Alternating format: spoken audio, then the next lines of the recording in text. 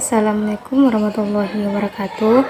Perkenalkan, nama saya Priya Mulyasari dari Biologi semester 4 dengan NIM 2133035. Di sini saya akan menyelesaikan tugas dari mata kuliah Biologi Sel dan Molekuler yang berjudul Retikulum Endoplasma. Apa itu retikulum endoplasma? Retikulum endoplasma adalah jaringan kompleks membran tubular yang secara eksklusif ada di sitoplasma sel eukariotik. Retikulum endoplasma bertranspirasi dalam dua bentuk, satu jenis dengan permukaan bertabur ribosom dan satu lagi dengan permukaan halus. Yang terakhir disebut retikulum endoplasma halus dan yang pertama disebut retikulum endoplasma kasar. Selaput ini membentuk lipatan terus-menerus, akhirnya menyatu dengan lapisan luar membran inti, kecuali sel sperma dan sel darah merah. Retikulum endoplasma diamati pada setiap jenis sel eukariotik lainnya. Adapun ciri-ciri dari retikulum endoplasma ini, yang pertama ditempeli ribosom, yang kedua tidak ditempeli ribosom, ketiga tersusun atas sisterna, yang keempat tersusun atas tubulus, yang kelima berfungsi untuk sintesis lipid, dan yang terakhir berfungsi untuk sintesis protein. Letak retikulum endoplasma ini selalu berada di antara inti sel dan membran sel karena berfungsi sebagai alat transportasi zat ke dalam maupun keluar inti sel. Retikulum endoplasma atau disingkat dengan RE adalah organel sel berupa saluran-saluran yang dibentuk dari membran. Proses yang terjadi pada retikulum ini, proses fermentasi dengan bantuan bakteri anaerob dan protozoa. Selain itu, terjadi proses penyaringan benda-benda asing sehingga tidak masuk ke omasum. Proses yang terjadi pada abomasum, pencernaan makanan dengan bantuan enzim pencernaan dan mematikan bakteri jahat. Kemudian selanjutnya ada struktur retikulum endoplasma. Struktur retikulum endoplasma kasar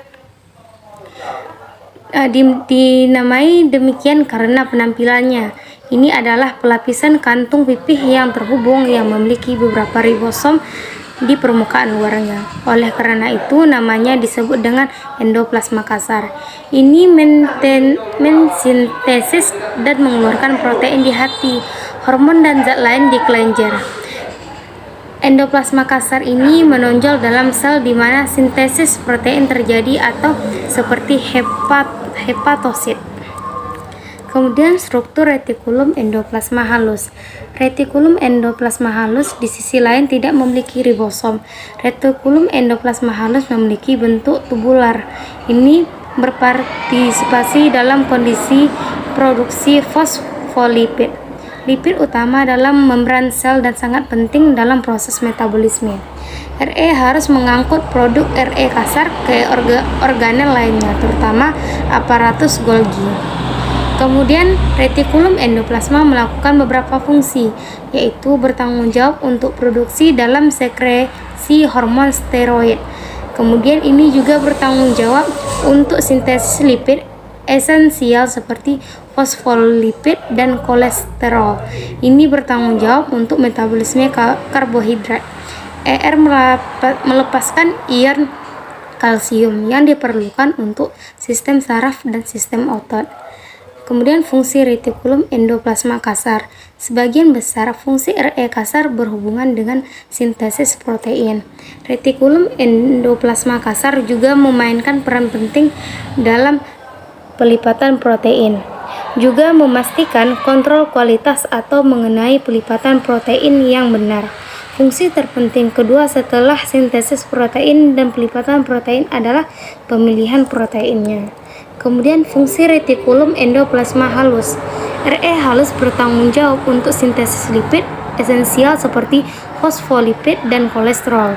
Small ER juga bertanggung jawab untuk produksi dan sekresi hormon steroid. Hal ini juga bertanggung jawab untuk metabolisme karbohidrat. RE halus menyimpan dan melepaskan ion kalsium. Ini juga penting untuk sistem saraf dan sistem ototnya. Kemudian ini ada gambar retikulum endoplasma. Terdapat RE halus, membran inti, RE kasar, dan vesikula transport. Kemudian ada gambar retikulum endoplasma kasar. Di sini bisa kita lihat ada lumennya, ada retikulum endoplasma dan ribosom. Yang terakhir ada gambar retikulum endoplasma halus. Di sini kita bisa lihat perbedaan pada ketiga gambar yang tadi. Baiklah, itulah presentasi tugas biologi sel dan molekuler dari saya. Saya tutup dengan assalamualaikum warahmatullahi wabarakatuh.